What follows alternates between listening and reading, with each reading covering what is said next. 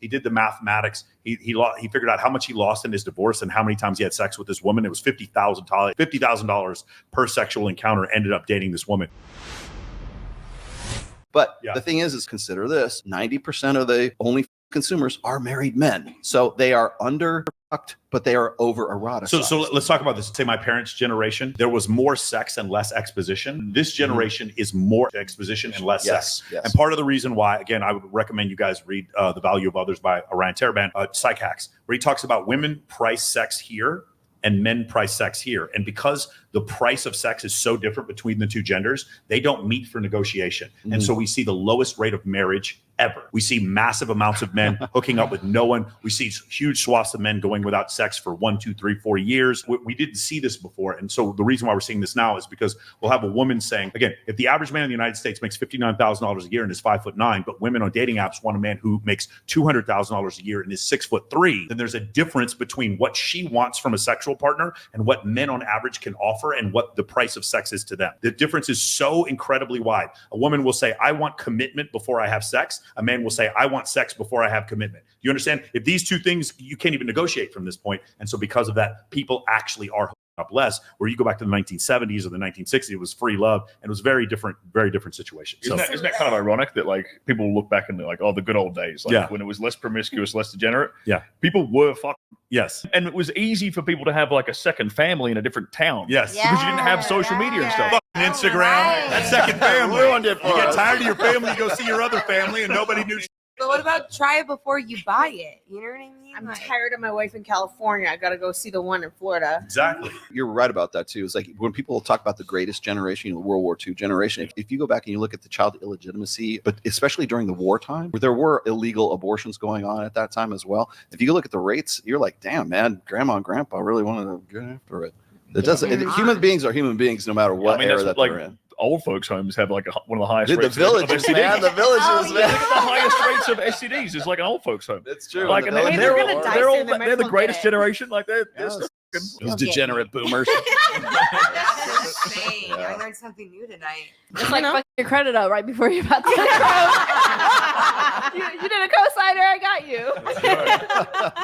This is perfect timing too. Here we go. Big thing one of my guy friends said to me this weekend is that instead of doing girl math, he has a version called boy math where he calculates how much money he's invested into taking girls out on dates. He calls it cost per nut. Naturally, this is all tracked within an Excel spreadsheet labeled CPM. And perhaps the most important trend that you need to be seeing within your CPM is going down over time, both you as a person and your overall cost. And once you reach a certain level of cost per nut, you are eliminated from his repertoire because your cost is exceeding the value you bring.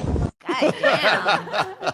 That sounds like something Aaron Clary would figure out. I thought it was really funny when I saw that. I was laughing my ass off. It was like cost per nut. Like he was literally he had it on a spreadsheet. But again, it goes back to the whole situation. One of the things, again, my most recent guest did is he compared basically dating over time, and he used prostitution as not a variable, but as a constant. So he used prostitution as a constant, and then he showed the price of dating increased over time. It became more and more expensive for people to date from an economic standpoint. And so it got to the point where this guy he did the mathematics. He figured out how much he lost in his divorce and how many times he had sex with this woman. It was $50,000 per sexual encounter. Ended up dating this woman. There's another situation, by the way, for women as well. It's like if you're constantly getting invited to Dubai. I had a friend of mine.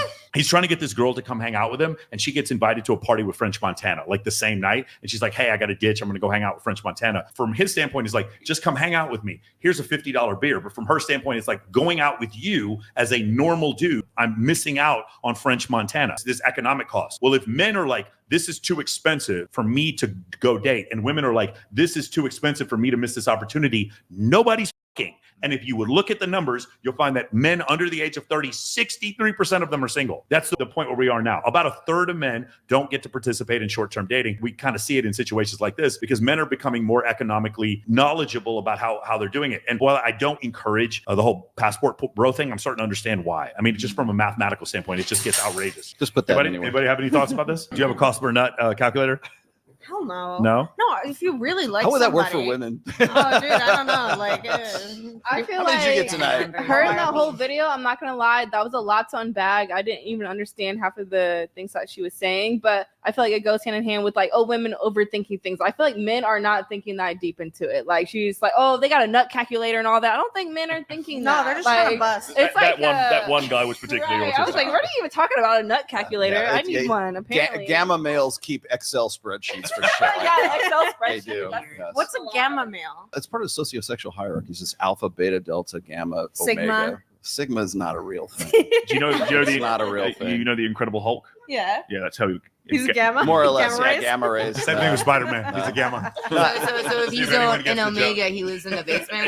anyone More or in the chat, less, get the- yeah. Oh god. Yeah, more or less. The gammas are the guys who are like the note takers and the Excel spreadsheet makers, and people who try to analyze things from the most rational, like nuts and bolts, tiniest details. Who will give you an exit interview for a date? You know, like, oh, you're never going to date me again. Here's the exit interview. Let me ask you why you're rejecting me, so I know what to do on the next time around. Wasn't there was a guy who kept it was a Reddit post. He kept a spreadsheet of like every time his girlfriend turned him down? his wife turned Yeah, him I saw down that one. Yeah. Yeah. for like what, a year or something. Yes. Yeah, Yeah, he that's a did kind. that. That's a I Like felt women, they were women trying automatically, to- women instinctually know a guy who's a gamma male because like they have this uncontrollable urge to like punch him in the face because well, women want to play the game. They don't want to be told that they're being played. Here's what you're doing right now, and let me explain to you how this is going to go down. By the time we get to dinner tonight, we're gonna like it's this laundry list. hyperlogical- Hyperlogical. Yeah, there's no thing, rationale yes. there when you Yes. get to that point. Well, it's guys who think that like it's like almost taking like direct game to its most illogical extreme, like an absurd extreme. So it's like guys who are like, we'll make an Excel spreadsheet for it, or make a cost per nut. Like here's